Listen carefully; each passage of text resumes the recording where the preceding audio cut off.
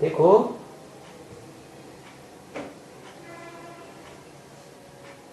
ये विश्व का मालिक बनने का है।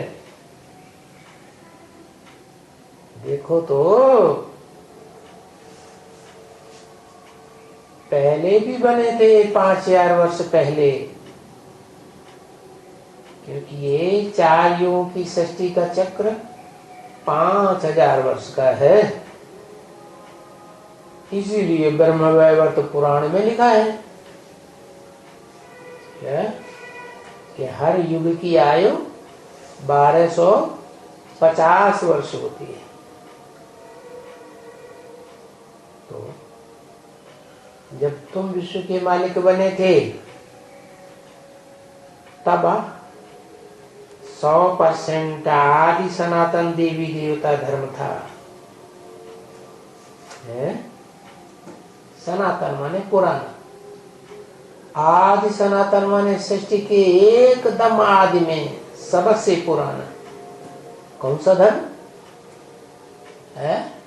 देवी देवता पक्का धर्म था। देवी देवताओं का राज्य था। नर से नारायण और नारी से एक ही जन्म में पुरुषार्थ करके नारी से लक्ष्मी और नर से नारायण बनने वालों का राज्य था। ऐसे नहीं कि जन्म जन्म पुरुषार्थ करो तब कहीं मुक्ति, जीवन मुक्ति मिली, नहीं। तो उस नारायण के राज्य को 5000 वर्ष हो गए।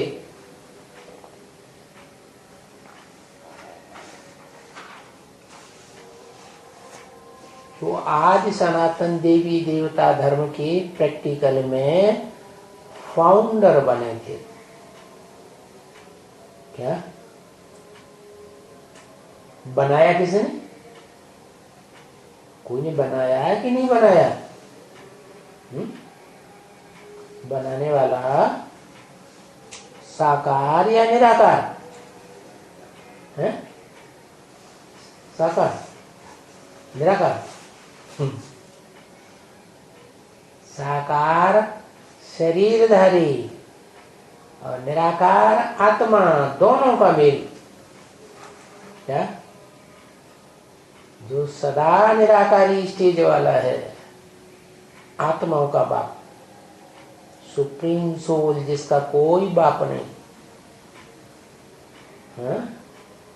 और जो इस सच्ची रूपी रंगमंच पर सदा काल साकार रहने वाला है, परंतु मैं उसको आकर के निराकारी स्टेज धारण करने वाला आप समान बना देता हूं।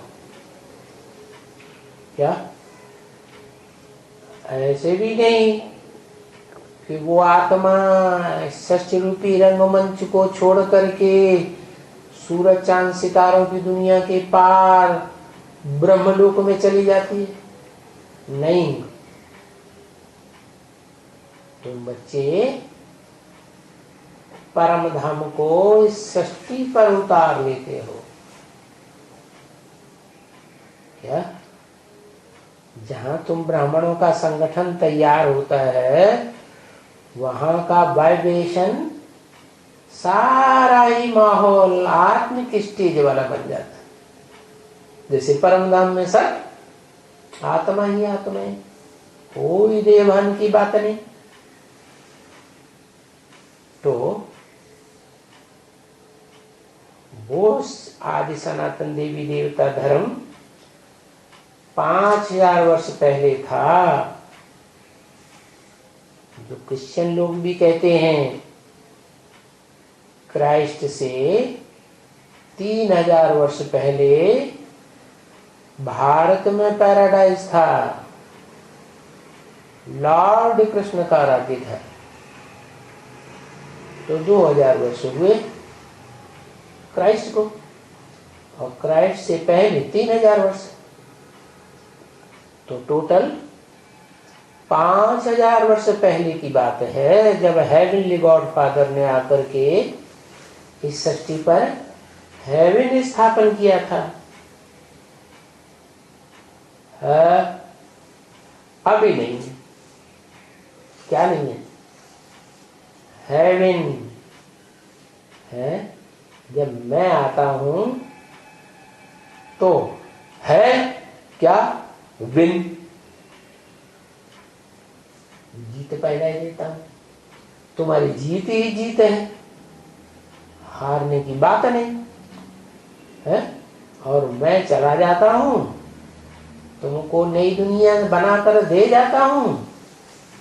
तो सतयुग में देवता है, जो देवता धर्म होता है उन्हें आदि सनातन ही नहीं कहेंगे।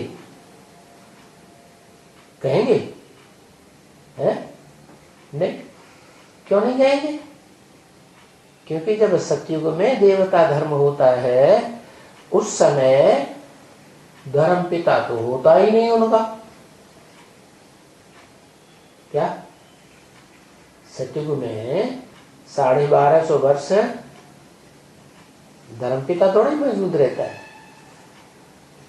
धर्म पिता होता है तो एकदम सतो प्रधानता।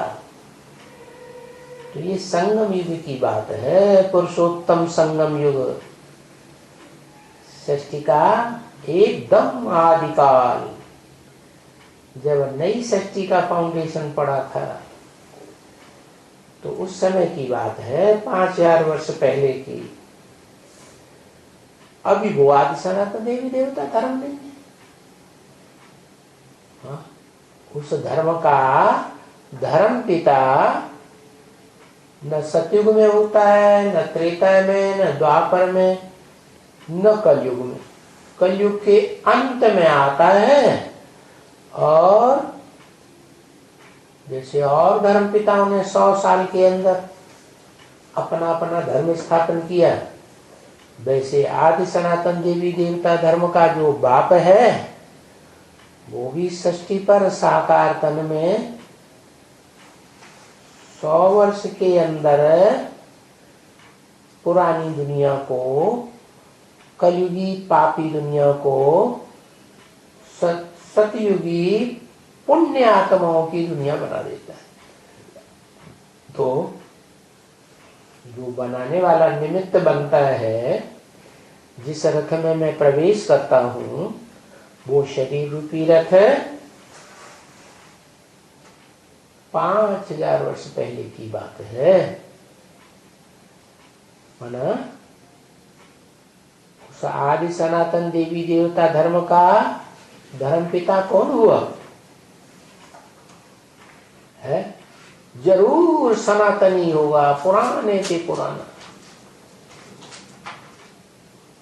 इसलिए उसका नाम था सनातन।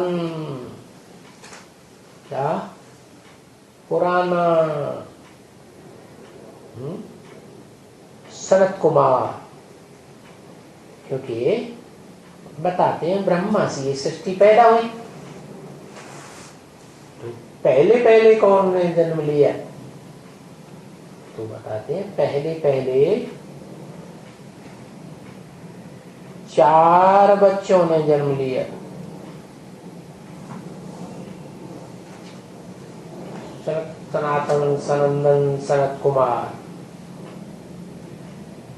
उनमें जो ज्ञान और योग में सबसे तीखे गए, ज्ञानेश्वर, योगेश्वर कहे गए, उनका नाम बाला हो गया, सनत कुमार। तो उनको कहते हैं सनकादिक ऋषि।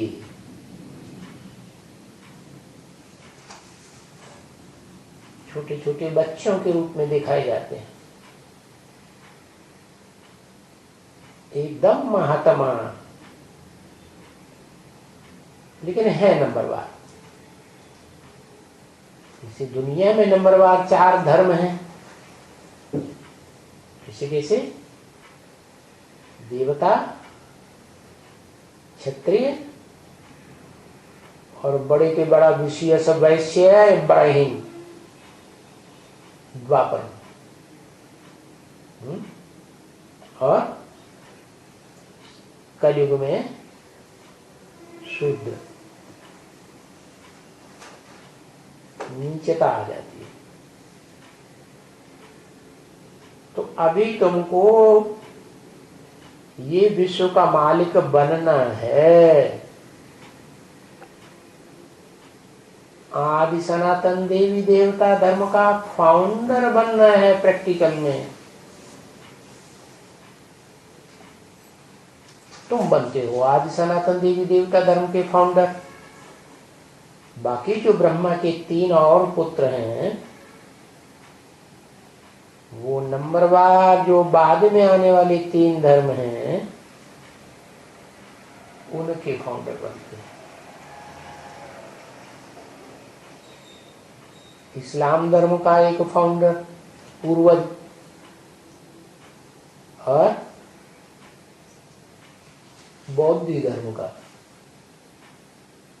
और लास्ट क्रिश्चियन धर्म का भी। तो ब्रह्मा के 4 पुत्र 4 भाई हुए,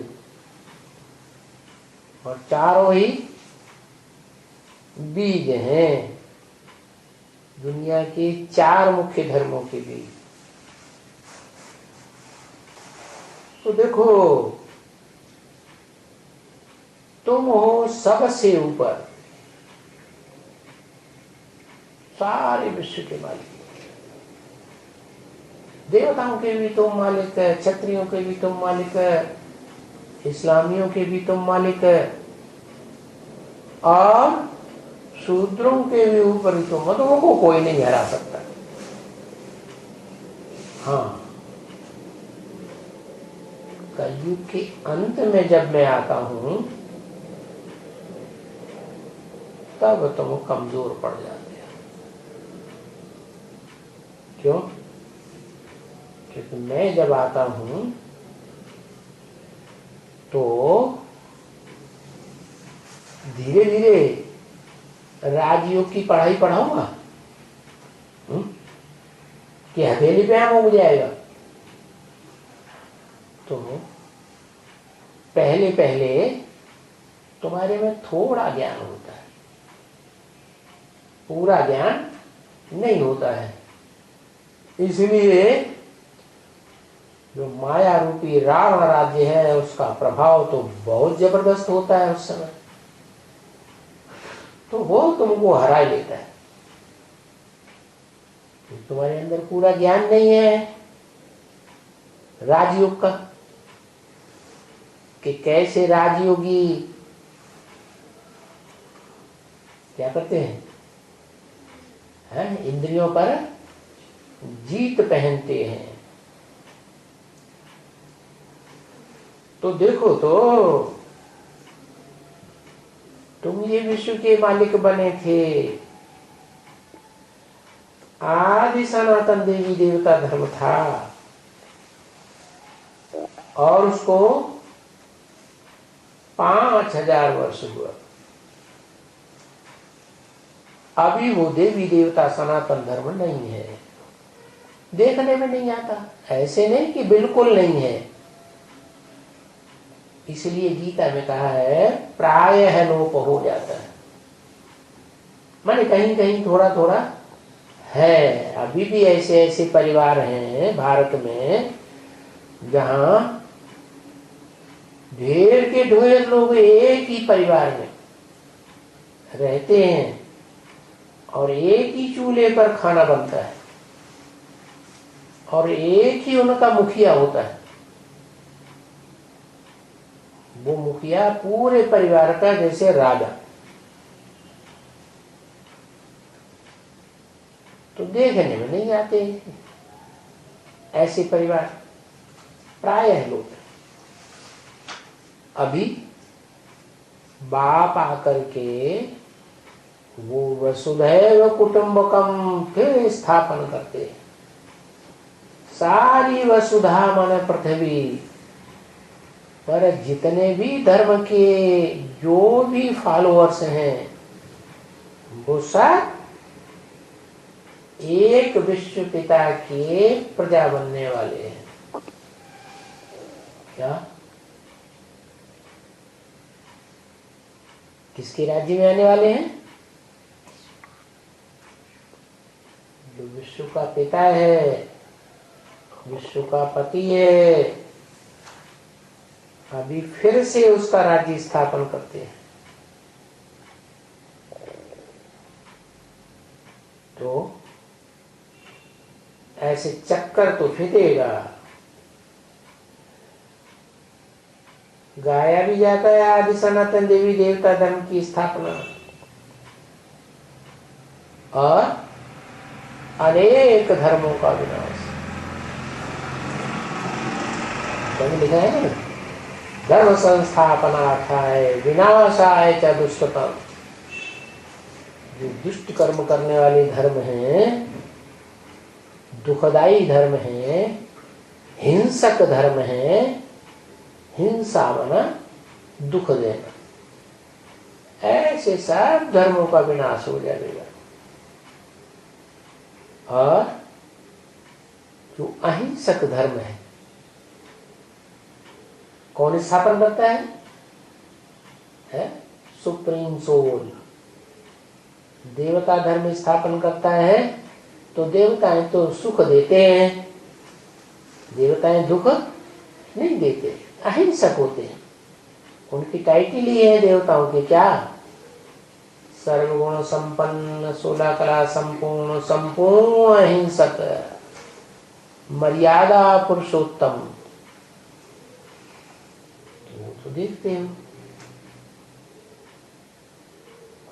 देखते हो कि एक धर्म की, एक धारणा की, एक बाप के द्वारा स्थापन की हुई धारणा रूपी धर्म की स्थापना हो रही है, और अनेक धर्मों का विनाश हो रहा है। इसलिए गीता में कहा है भगवान ने, सर्वधर्मान् परित्यज्य, क्या? सब धर्मों को त्याग करके मेरी शरण में आ जा।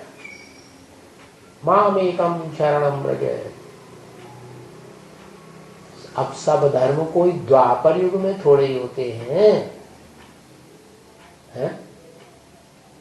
सतयुग में सिर्फ देवता धर्म, त्रेता में क्षत्रिय बन जाते हैं, द्वापर में द्वैतवाद आने से दूसरे दूसरे धर्म पिताएं आते हैं, दूसरे दूसरे धर्म स्थापन करते हैं।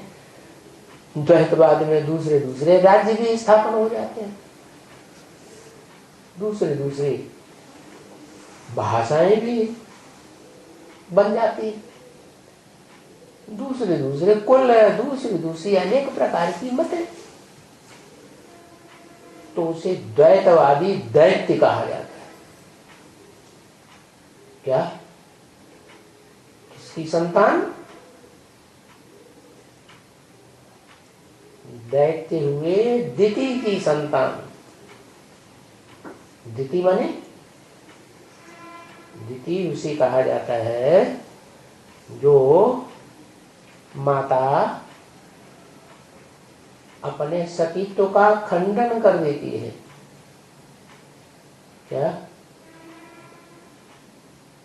दिति माने खंडित हो जाती है। नहीं तो भारत में सती गाई जाती है। पार्वती का नाम क्या था? सती। सती माने सत्य को धारण करने वाली, माने जीवन में एक पति के खून को धारण करके गर्भ धारण करने वाली, तो उसे सती कहा जाता है। औरों के खून को धारण किया तो फिर निश्चलती हो गई, वो सत्य नहीं रहा।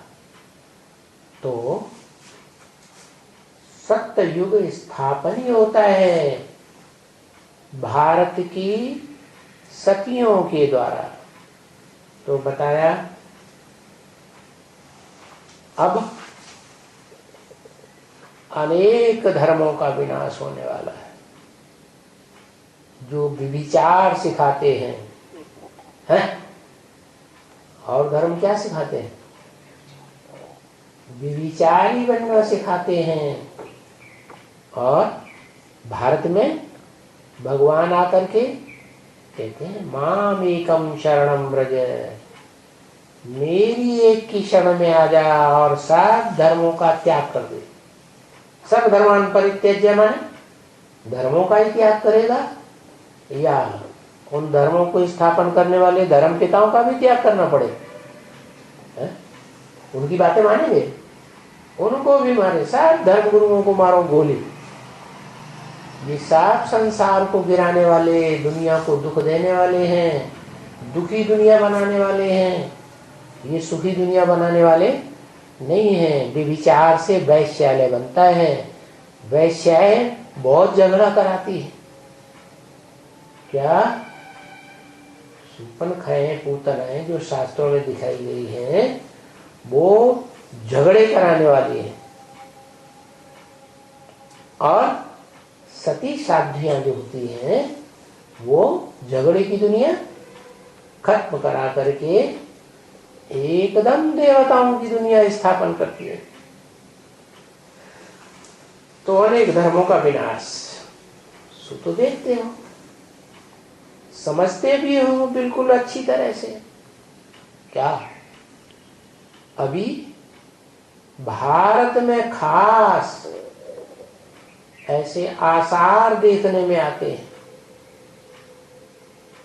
कि यहां जितने धर्म पनप रहे हैं, ज्यादा से ज्यादा तादाद में इतने धर्मों का पालना का माहौल और किसी भी देश में नहीं है।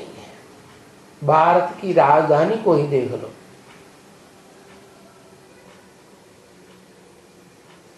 ढेर के ढेर मंदिर मिलेंगे। क्या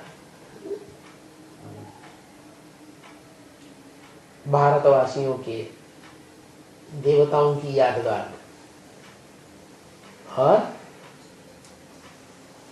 ढेर की ढेर मस्जिदें मिलेंगी। मुसलमान धर्म को फॉलो करने वाले मुसलमान भी ढेर की ढेर है, और ढेर के ढेर क्रिश्चियंस की गिरजाघर भी मिलेंगे, और बौद्धियों का भी जखीरा मिलेगा। तो ये मुख्य धर्म है, और इन मुख्य धर्मों के छोटे छोटे मठपंथ भी हैं। तो बताते हो कि देखो ये सारे आसार देखने में आते हैं। जितने धर्म दुनिया के पनप रहे हैं ज्यादा तादाद में, उतने दुनिया के किसी देश में नहीं। हर देश में कोई न कोई एक धर्म को फॉलो करने वाले ज्यादा होते हैं। क्या जैसे पाकिस्तान है तो क्या फॉलो करते हैं? कौन से धर्म को? मुस्लिम धर्म को फॉलो करने वाले। अरब देश में इस्लाम धर्म को फॉलो करने वाले, यूरोप में क्रिश्चियन धर्म को फॉलो करने वाले, चीन जापान में बौद्ध धर्म करने हैं तो महात्मा बुद्ध को फॉलो करने वाले।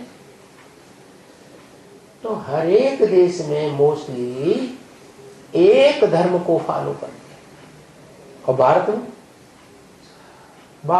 तो राज्य ही चल रहा है, धर्म डर परेक्ष राज्य। हमें किसी धर्म की अपेक्षा नहीं है।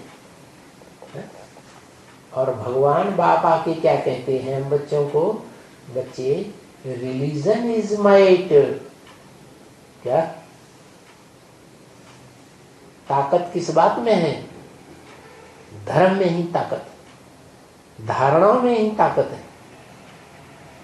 क्या अगर धारणाएं श्रेष्ठ नहीं है तो कोई ताकत नहीं रही।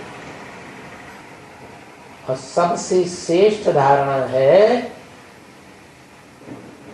पवित्रता की। चलो, द्वापर युग से सभी अपवित्र होते हैं, भ्रष्ट इंद्रियों का आचरण करते हैं, फिर भी ये तो गाया हुआ है ना मर्यादा पुरुषोत्तम। कौन? राम। क्या मर्यादा थी? जीवन में एक पत्नी धारण करेंगे, पत्नी भी ऐसे ही सारे जीवन में एक पति को धारण करेगी। तो ऐसे देवी देवताओं को फॉलो करने वाले जो आज के धर्म दुनिया में फैले हुए हैं, उनमें सिख धर्म में भी कहा जाता है एक नारी सदा ब्रह्मचारी। तो इतना तो धारण कर ही सकते थे, लेकिन नहीं, इन विदेशियों के चक्कर में आकर के सारी दुनिया व्यभिचारी बन गई। तो इन सब व्यभिचारी धर्मों का विनाश एक व्यभिचारी धारणा करने वाले ये धर्म की स्थापना हो रही है। अब व्यभिचारी माने एक के साथ आचरण करने वाले, अनेकों के साथ आचरण करने वाले नहीं। अब व्यभिचारी याद, एक की याद और अनेकों की याद नहीं। तो इन बातों को तुम अब अच्छी रीति समझते हो क्या? कि श्रेष्ठ धारणा करेंगे आत्मा में तो क्या होगा? ताकत बहुत आएगी। पुरुषार्थ करना चाहिए। क्या? माम एकम शरणम ब्रज, एक की शरण में रहने के लिए।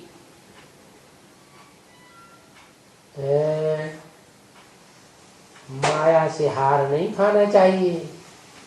ये माया रूपी रावण राज्य है ना 10 सिरों वाला, ये अपनी अपनी तरफ खींचेंगे। कोई इस्लाम धर्म की तरफ खींचेंगे, कोई मुस्लिम धर्म की तरफ खींचेंगे, कोई क्रिश्चियन धर्म की तरफ खींचेंगे।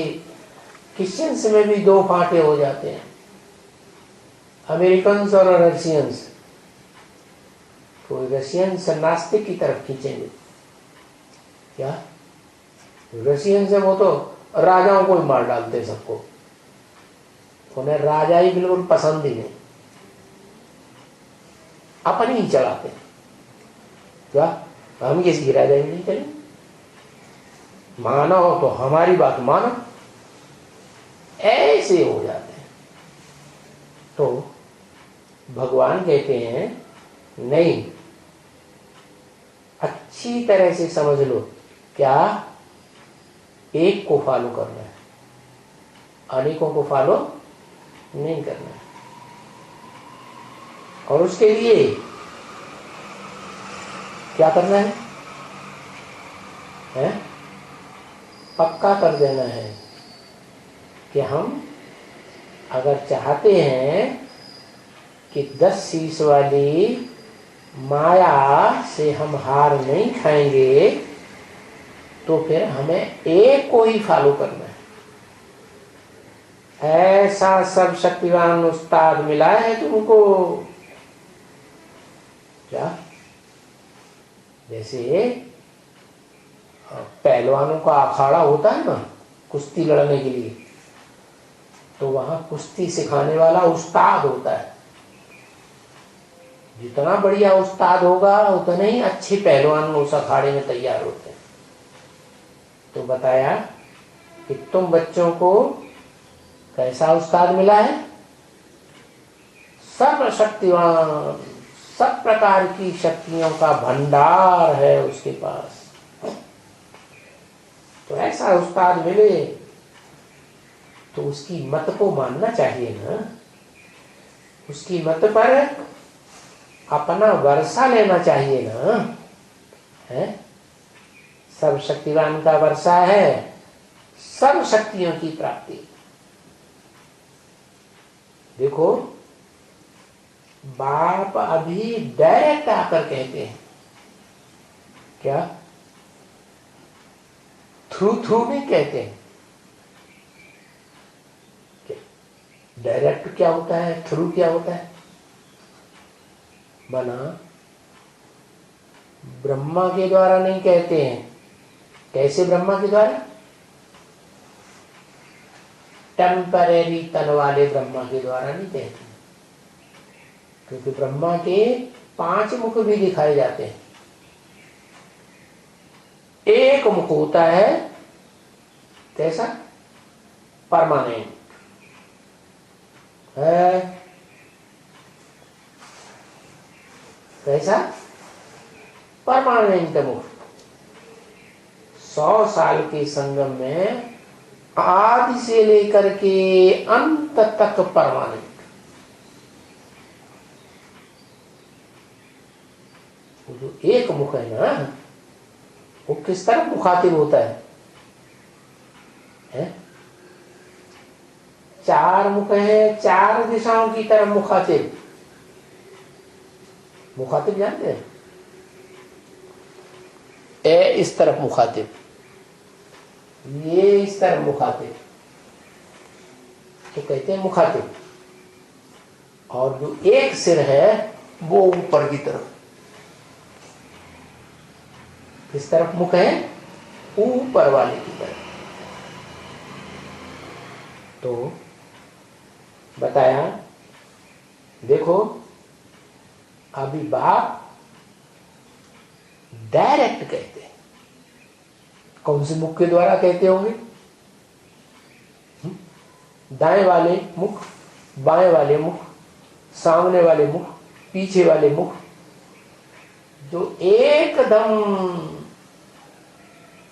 ऊपर का मुख दिखाया जाता है, उस परमानेंट मुख के द्वारा कहते हैं मुकर्रर मुख, मुकर्रर तन। और तनधारी ब्रह्मा तो आज है कल खलास, और वो पूरे संगम युग में विशेष पार्टधारी ब्रह्मा। तो उसके द्वारा डायरेक्ट कहते हैं। क्या कहते हैं? मैं तुम बच्चों को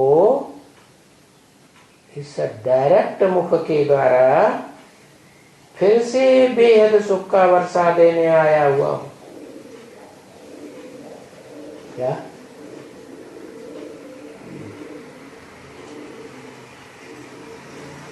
इनडायरेक्ट नहीं कहते हैं, माना 4 मुख हो गए ब्रह्मा के इनडायरेक्ट, और ब्रह्मा कुमार कुमारी जो बनते हैं उनके भी कहेंगे इनडायरेक्ट। और एक मुख है वो डायरेक्ट, जिससे तुमको बेहद सुख का वर्षा मिलता है, जीवन मुक्ति। क्या?